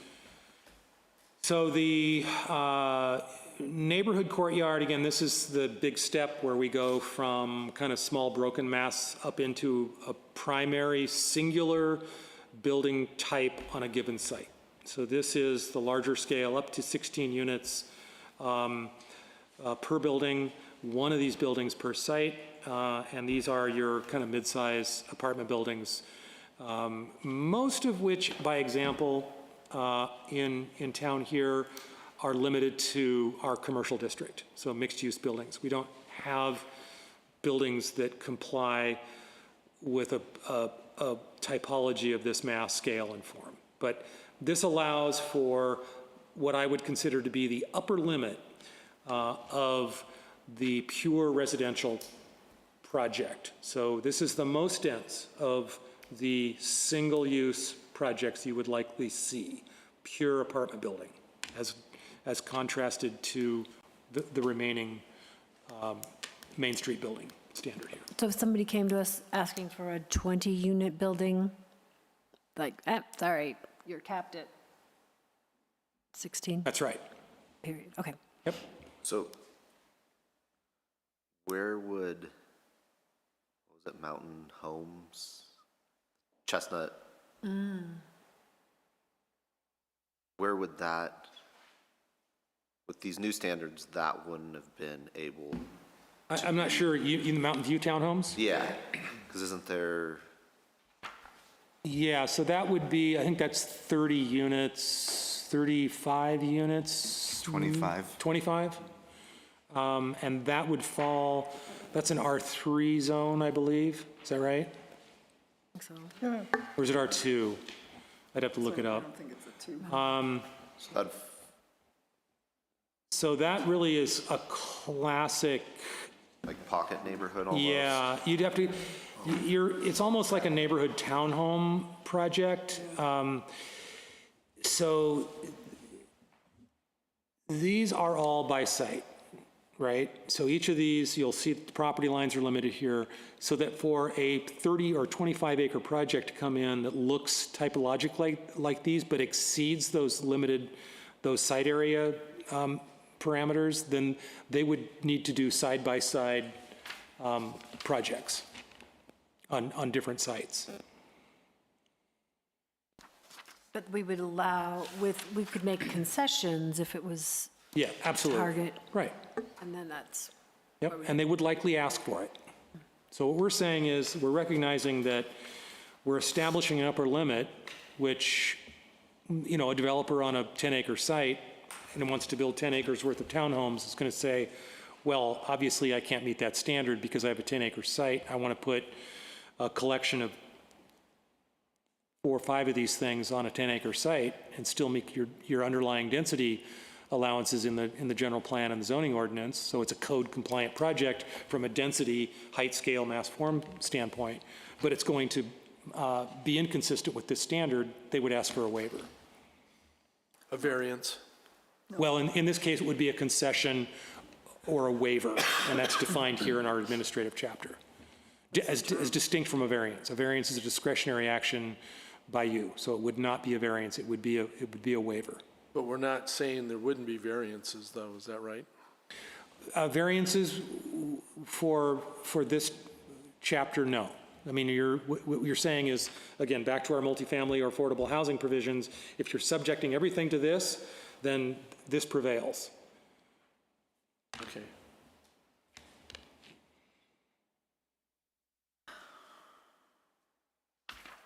So I'm going to jump back to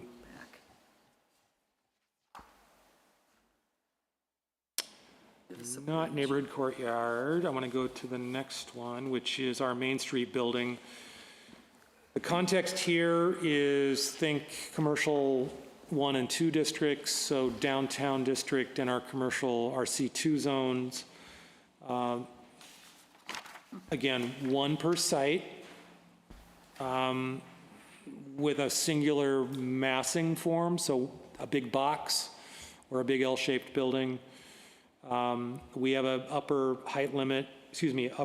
width and depth limit that begin to get to define the biggest buildings that we have in our town today. So it's unlikely that you would see any of these things new unless there were some. I did a pretty thorough analysis of our site availability in C1 and C2, and it's very unlikely that you'd see a new project like this absent a request for demolition to clear enough land to create something like this.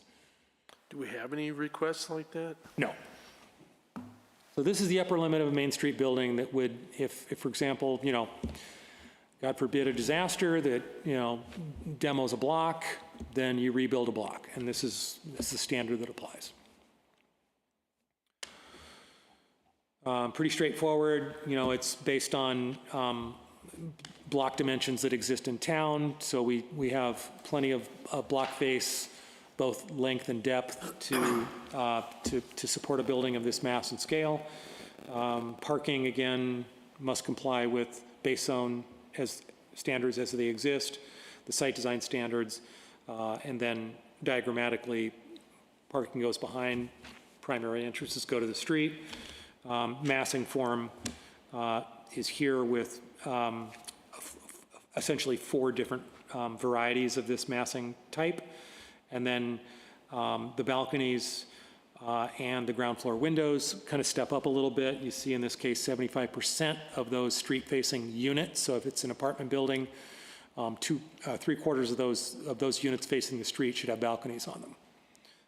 And 60% of your ground floor window or ground floor wall area is going to be windows. And that's recognizing that that's going to be a mixed-use building, most likely if it's in a C1 or C2 district. And that standard alone is going to preclude most likely ground floor residential and a whole host of ground floor residential related standards. So it could be a concession that they ask for, and it would be something that we would need to treat with stoops. For example, ground floor residential in commercial districts is a regulatory lift, if you will. So it's something to consider as we move forward. Do we want to go further along this one and say, what about a typology that has residential on the ground floor? We don't address that in these standards right now. And so someone could come forward and ask for a concession, say, yeah, I'm going to build on this demolished block, and I don't want to put any retail on it, on the ground floor. I want to build apartments right to the sidewalk at the corner of Shasta and Lake. Would we allow ground floor residential units in a commercial district? So that's going to be a question for you all as we move forward, so keep that in mind. If you so direct that you want to set a standard that says yes or no, then we have to make sure that these design standards reflect that intent. Could you, And right now, we're silent on that. could you do a limitation on a number of buildings like this that only a certain percentage could have apartments on the ground floor? So like if you have you don't want to lose all your retail, all your storefronts, or even office space fronts, could you set a limit on the number? I mean, it's kind of unrealistic to even have to worry about it, but could you set a limit on the number of those kinds of projects? You certainly could. As long as it's a measurable standard, you could do it. You could say no more than 25% of the ground floor area could be residential, for example. I just think of Portland, where they have, solid, and then I think of like Berryvale, which has apartments in it, I mean, it's. Oh, sure, yeah. Huh? Yeah. You want to encourage, what you want to encourage. So these standards are set up for commercial ground floor standards.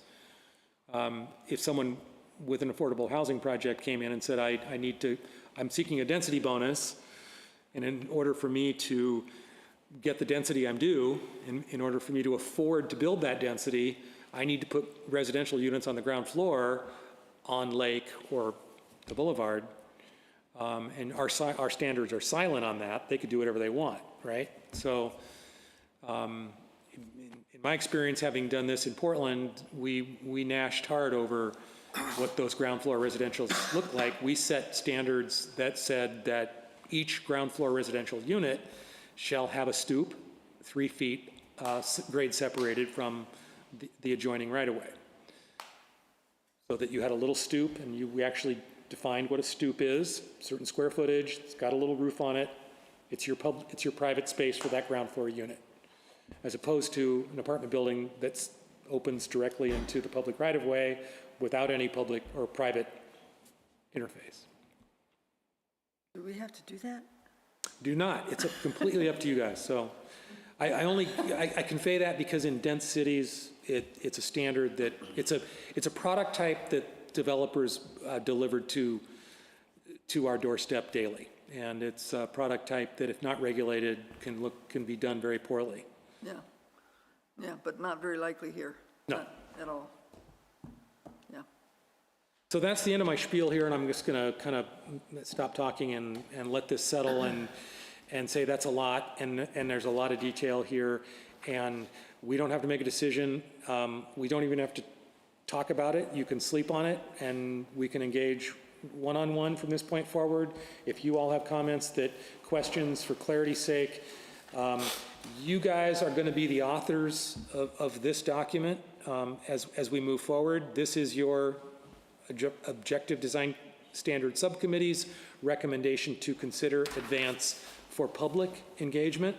And the next step would be a month from now to come back here What I'd like to do is enter that with as many comments coming my way as possible, so I can consolidate them for your collective consideration. And it's certainly fair to say, let's just keep this dialogue moving and then have a public hearing a month from now, and have people, have the public present their concerns and questions and recommended revisions and whatnot at that time as well.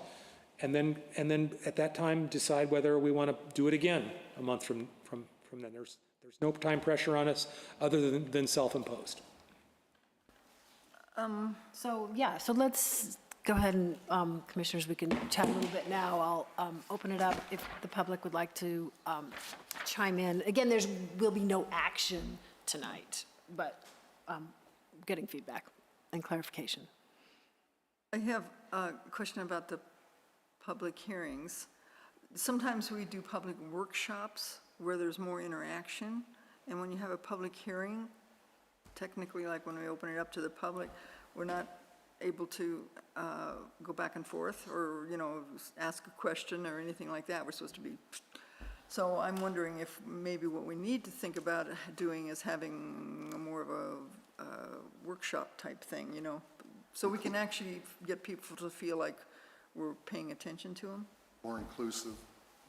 That's an excellent idea. The typical process would be at this point is to get some common ownership from you all, so that, because this is your first introduction to this, and it's a lot. Yeah, and so for a workshop to work best, we need to have 8 of us that kind of collectively understand the document to a comparable degree, so that we can engage with the public and answer their questions independently. The worst workshops are the ones where most of us have 10% knowledge base and one of us has 90%, and then it just becomes essentially a single person blathering away like I'm doing now. I'd rather have it be far more interactive among you all after having engaged and having your fingerprints or support and certainly understanding of the material. And then the format could be something like this, where we don't do time restrictions. There's no 3-minute limit, and each person comes up and has a conversation, and we all get to talk about it collectively. Or we break it up into workstations by chapter. That takes a little more staff resource to navigate and to manage and expense to produce, but How about it's a public an option. hearing like normal, and then after we get a bunch of input and we hear what the true concerns are, then we can all think about it and then have a more open dialogue. Perfect.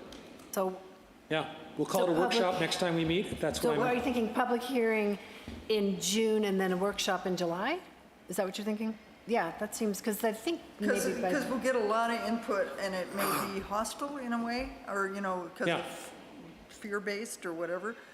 And then we can talk about that amongst ourselves, and then we can have a real open, friendlier. That's great. Yeah, situation. so then you get at least 60 days Yeah, it gives before- us more information about what we need to learn to be Yeah. able to have a Right. good conversation. And then 30 days after the final workshop, so 90 days from now, you'd have your recommendation hearing to go to council. So you'd have 3 months of engagement. I would come to you 90 days from now with a recommendation by resolution to vote on to recommend council adopt. And then council could chew on it for another cycle or 2, right? So. Yes, there's, Now, we do right now, we're subject to a qualifying project coming in without these standards adopted. I'm not concerned about that. I think there's plenty of provision, again, in our general plan and our municipal code that gives a qualifying housing project.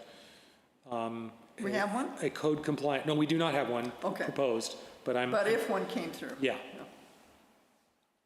So again, our time frame is self-imposed. Anybody else? Any other comments from the team here? So we'll want to get some consensus about Belinda's proposal, if that time frame sounds like a plan. I think that sounds like a good idea. I like the workshop idea, once we've got something that's addressed a lot of people's input. We do that have we'd two gotten. hands raised. Yes, and I do want public comment, Yeah. and we do have someone here. Would you like to come up and come to the mic? And we will give you 3 minutes, and since we're not having a workshop tonight, please let us know who you are. Hi, my name is Patricia Krogan. I'm a resident of the city, and I'm just in shock at what you have presented. It is the antithesis, I believe, of what the citizens of this town want. That's in direct violation of all of the original ordinances and codes, of the architectural design that was desired, and the environmental stuff. We've watched your record, and you have trashed the environmental muscle that we used to have. We are going to try and revoke that housing element. It was a grab for power, and it sounded like you were just trying to strip these people of their power. These are our local people, and we want their input. We don't want 4- and 5-story buildings. We don't want that here. So anyway, that's all I have to say, but I think that before this is over, we will ask for your resignation if this is not changed. Please do not try and control us and limit this to 90 days, and then we got to pass it.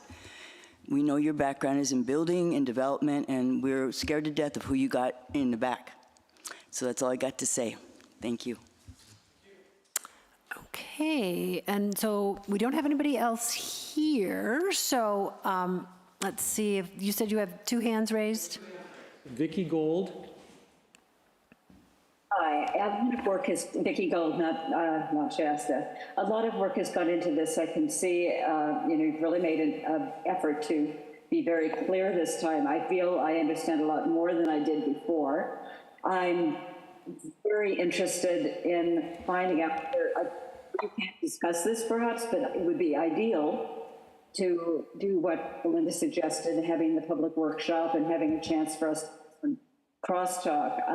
Personally, I'd like, because of the density bonus that is required by the state, and we don't yet have that special district for the scenic views, I would love to see that established before this, or at the same time, simultaneously, so that that is part of the ordinances that you'll be using.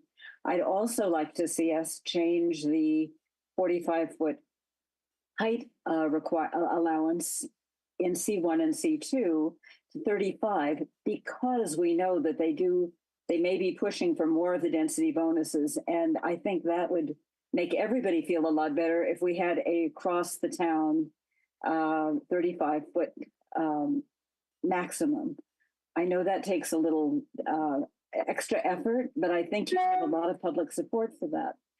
I'd love to see that special district outlined, and yes, just for the public areas. I understand that that can't be for the regular individual homeowner.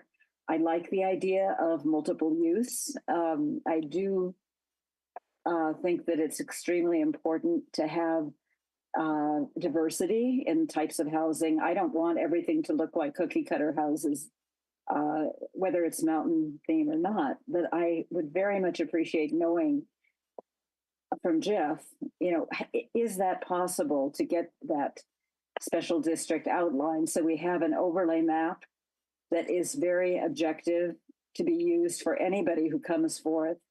And what about the possibility of rezoning from 45 to 35 feet? Thank you. Thank you, Vicki. And we have one more person? We have Johanna. Okay, Hi there. Good evening. good evening. It looks like a lot of thought went into all of this, and I want to second the workshop idea Belinda had. I think more dialogue is needed. One of the things that I'm noticing a lot is that we're trying to make these single family and these, the affordable multi-units versus all multi-units. And we're trying to make a decision on that prior to having the ODS in place. And I think we're maybe putting the cart before the horse again. And that is, I think you might need to have we might need to understand what the the objective design standards are prior to actually making these big decisions on, are we just going to do this for affordable multis, or are we going to do it on all multis? And there's a lot of detail and minutia in all of this. And I'm really concerned that, without seeing a total application and design, it seems that some of these little pieces could end up being a mess, like this density thing. Oh, they could build it to the max. Well, that might not really be good. I'm also concerned about the private view sheds. It sounds like nobody who owns property in Mount Shasta will be entitled to any view sheds anymore. And it sounds like those view sheds are only in public space. Now, that's just what it sounds like from what I heard tonight. Anyway, and I'm not sure we're going to find more people for a design committee. I mean, I think it's hard enough to come up with a planning commission committee. And I feel like the process we have now with the planning commission seems to be a good process. And what else here? I want to see lower heights, like Vicki said, down to 35 feet. That would be great. We have a lot of ordinances in effect now that we don't entirely follow, including the ones over on the Danko project on Chestnut and Ivy, the Mountain Hometown project. There was engineering reports not done. There was snow shed things not done. And if we can't even follow the larger, more manipulative, or the larger, easier to follow design standards, how are we going to follow all these little minutia things?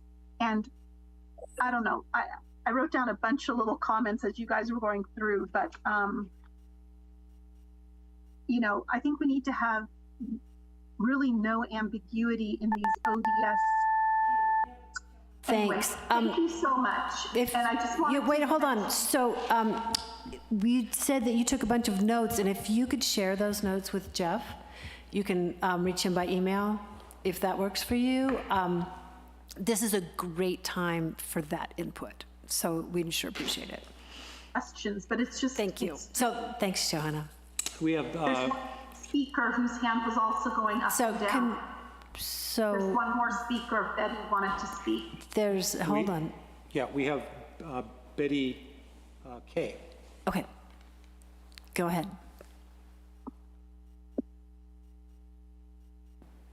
Betty?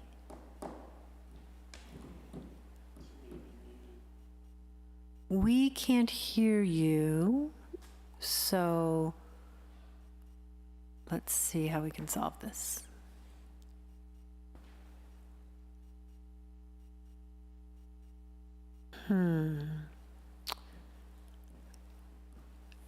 Yeah, we still can't hear you, Betty, so I don't know.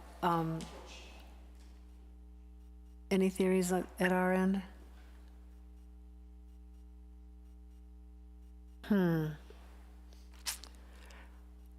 Well, if we can't hear you, we may chat for a little bit longer to see if we can get you through. Call my cell phone. What? Call my cell phone. Oh, you can call Jeff's cell phone if you have that.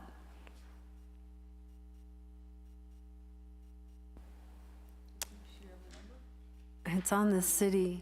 Yeah, it's on my signature in my email. If she has an email from me, she could call my cell phone. I could put you on speaker, Betty.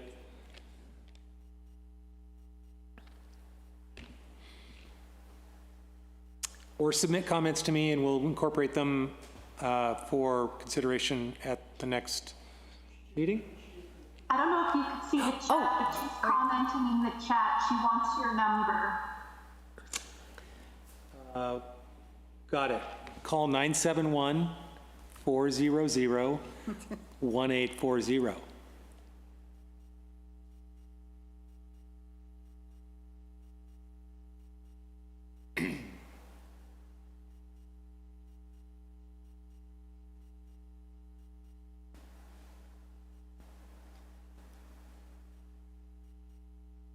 Someone keeps lowering her hand.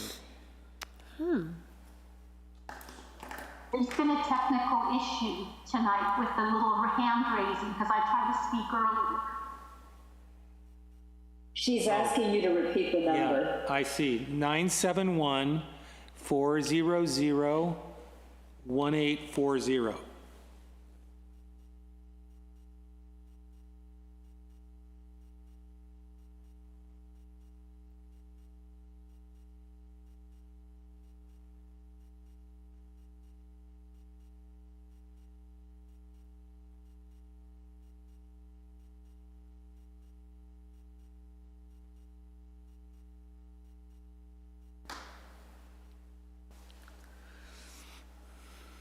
Got 4 bars.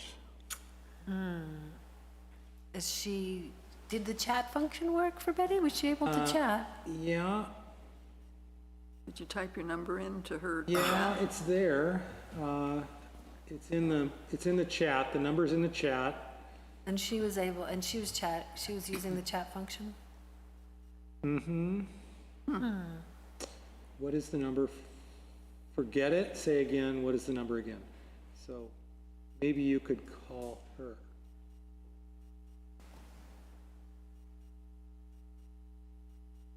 If Betty puts her number in chat, I'll call her. How about that? Betty, if Technology. you try that. So Betty, put your number in chat. We don't want you to tell us your number. If you can get it into chat, and then Jeff will give you a call, and we can get you that way.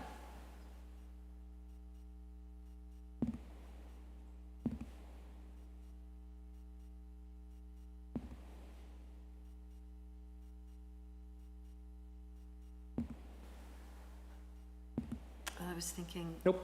Oh, did it work? Are we getting there? Well, I He think says, never mind. Said she called and there was no answer, but I was right here. darn. All right, well, we can capture your comments, Betty, either directly through me or we'll try again next month when we meet. Happy to entertain comments in person at City Hall as well. Is there anybody else who wants to speak to us tonight? We still have some hands raised, but Johanna still has her hand up. Betty Kay still has her hand up, but we've heard. We can't. Yeah. Okay, so that's it. So it sounds to me like we're going to have to do some clarifying around visual resources, that it's not a district per se. I think there's some confusion. I think we're going to have to do some clarifying around the visual resource piece and how our ability to and how we intend to protect visual resources. Because it sounds like that might be an area where there's some uncertainty. Wasn't the public roadways are public parcels, aren't they? Well, if you will, the district is the entire city limits. Right, so it's not a district, really. It is the city. Every It's not a special district. Every public frontage is subject to, and every abutting R1 property is considered a view corridor, and therefore subject to the step down and step back standards which protect those upper level views.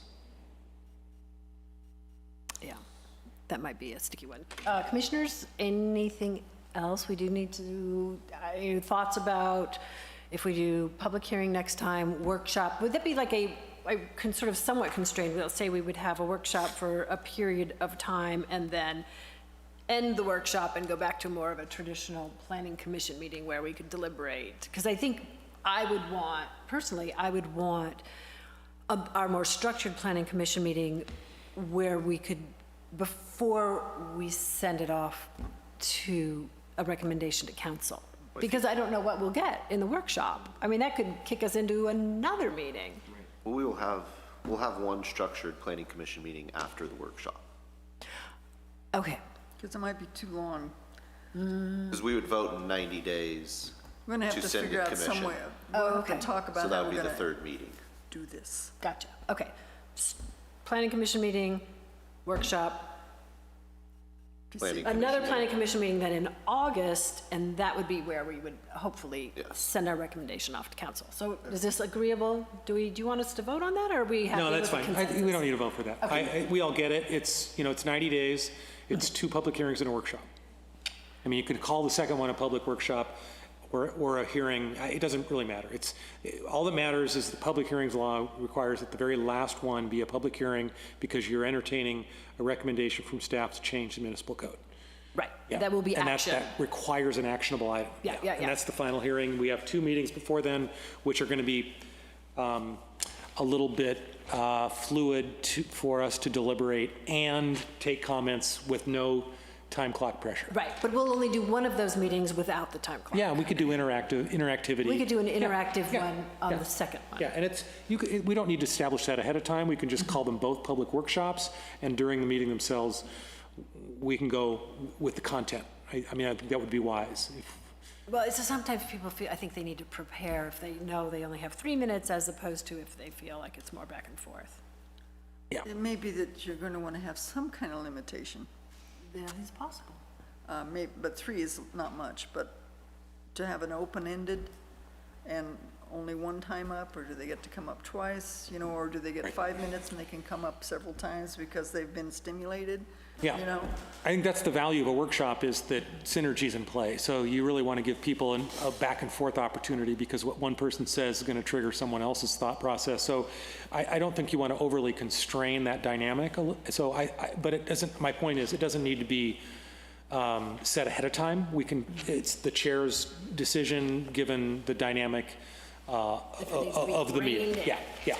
Reining in if it needs to happen, it needs to happen. Okay, so I feel like we've had a great introduction to the objective design standards. I hope those of you who are new to it have a little understanding. So I'm going to move us on to item 7, commission and staff comments. Commissioners, start at this end. Patty, anything from you? Not at this time. Okay, David? I have a few. Who reviews business licenses for zoning compliance? I do. Okay. The planner does. Okay. I'll talk to you on the side. Setup. And then, would you go to the city for making the turnoff on northbound Mount Shasta to Ream, not make it a no left turn? And then a no right turn off of Ream onto Mount Shasta Boulevard? Well, that falls outside the planning commission's purview. That's my first comment. So be careful, first of all. I mean, your comments. we've talked about Your comments are noted. slow signs at crosswalks. But, I didn't know. the city council's the custodian of the public right-of-way Okay. at the regulatory enforcement authority of the Public Works Director, not this planner, and not this commission. Okay. And then, do we still have to do Zoom meetings now that COVID's over? No. I think there's going to be an item before a budgetary question to cease this or modify it. Okay. One to come on. Not that you're not If it hasn't already. appreciated. That was it. That's it? Okay, Vaughn? Been noticing these fruit stands popping up around these, the corners, various corners around town all of a sudden. I'm guessing they've got no. They're allowed by state law. What's that? They're allowed by state law. They are allowed by state law. Peddler vendor law, very clear. That's a spring thing. Yeah, they show up for a while. Yep, I had every some every lady- jurisdiction in California must allow them by law. Okay. So go get some cheap goodies. Now, what I was thinking about, Not cheap. to be honest, is when I see these people standing out in the snow a couple weeks back, and being a labor commissioner, wondering if these folks are making minimum wage. So these are the kind of questions that are crossing my mind. Typically, although I can't say for sure, they'll either receive those or, get them on the arm or buy them and then just mark them up. It's not really, they're kind of contractors of their own. I did have one Kind lady. of contractor in my world doesn't work. Well, It's whatever not you legal. Call the state. I had somebody try to just tell me did. that they were Mexican cartel, and I was like amazed because, you know, there's a lot of money in strawberries. So it's like, Yeah, okay. I've got another way to have this looked at, no worries. Anything else? okay. And you're saying call the state, you just did. So, Anything That's else, it. Vaughn? Okay. Belinda? Susan? I got a couple things. Go for it. First of all, I want to thank you for all that garbage pickup stuff you do. I know you sent an invitation. I do other stuff, though. I volunteer my time other ways. Sure. So, Just no, I leave me do. out there in the middle of that pile of garbage, all by myself with my couple. You're not by yourself. You have a team. Anyway, thank you for that. Well, yes. And- Well, thank you, Paul. And then hopefully this will be the last appearance of the sign Nazi. And so, do we have a definition in our city code of what defines a sign? I mean, so you put a picture of a hamburger up in the window of a hamburger joint, that's probably not a sign. But when, what I'm referring to is two different things one I just noticed and one that just popped up. So you go by Yaks and they have those poles all the way down, and there's three-sided signs on those poles depicting menu items. Is that a sign? That's something that needs to come under our sign ordinance. That's my one question. And then over at Sports and Spirits, there's Josefina's Wagon, and they have a vertical sign that kind of goes up like this, post right here, and it's hanging a banner sign, burritos, tacos, blah, blah, blah, blah, blah. So it bothers me that if people, here, I'll charge you $500 a month, park your thing there, and do whatever you want with signage, at what point does it not look like Coney Island if that's going on all over the place? Like, where do we go? Can't do that without, without following the permit guidelines for what our signage is. I'll look into it. Okay. It's the flags, all the flag signs I everywhere. bug Jeff about signs too. I don't think you're being overly aggressive about signs. Well, because if everybody's just doing what they want and there's no enforcement, and then we're going to look like, I don't know, a college town or something, like. So, Well, it's just not fair. There's already an inconsistency that needs to be looked at. so- yeah, for sure. We have a sign code problem in this town. It's Yeah. on our list. I think every planning commission meeting I've been in this chair for, you've mentioned Sign it. Nazi. So message received. Okay. It's on the list when this planner gets time to do it. Okay. It's going to be a while. All right. Sign code violations are, we have a number of active cases that is handled by city manager and our code enforcement officer, and a little bit by me when I have some bandwidth to handle it. We've got hundreds of legally non-conforming and violating signs in town. So it's as big a problem as we want to make it. Okay. Seems only Without fair being- to yeah. make people, like some people toe the line and get their permit and put up the sign Put we up a want. Yeah, $2,500 exactly. sign. That's the And we problem I have appreciate with it. that. You're right. And then people don't, and they might feel like, well, why did I bother? Well, then it gets back to that question of business licenses. Do they even have a business license? Probably not. And that's the other piece of it that, and back to this one thing just quickly, so those stands don't need business licenses? There are some requirements, yeah. That's what I thought. Yeah, there's some requirements, yeah. Okay. There's a peddler vendor permit, yeah. All right. We know if any of those people have those? We check, yeah, our code enforcement officer makes the rounds and asks for valid permits. I've seen them come over the counter, they're issued over the counter by our administrative staff. Okay. There's a very nominal fee, but again, they're allowed by state law. Just so you know where I'm coming from on this, it was about a year ago. we had this big thing about people wanting to do fruit stands in front of their houses. Remember that? Yeah. Well, farmer's market, yeah. Well, it wasn't were- even a farmer's market. No, It they was were just, growers, weren't they? well, Well, no, Padge had lived Yeah. over in the, behind yeah, High and I Mountain. would just don't want anybody taking unfair advantage of one side over another. And so that's really where I'm coming from on that. Yeah, being fair. Exactly. It's good to be fair. I agree. So I had a question. Anyway, I think that's it for me. Okay. How long are we going to use those single-use plastic bags for recycling? Juliana actually at one point was on that and had a plan to get away from single-use plastic for recycling. Any interest in picking that up? Sure. That'd be great. My previous jurisdiction, we did a recyclables ordinance. Do you know what I'm talking about? Oh, yeah. Single-use plastic for Yeah. recycling. What about disposable foodware? Yeah, I hate it. Everybody gives you a plastic Talking fork. plastic utensils. Yeah. So it's a slippery slope.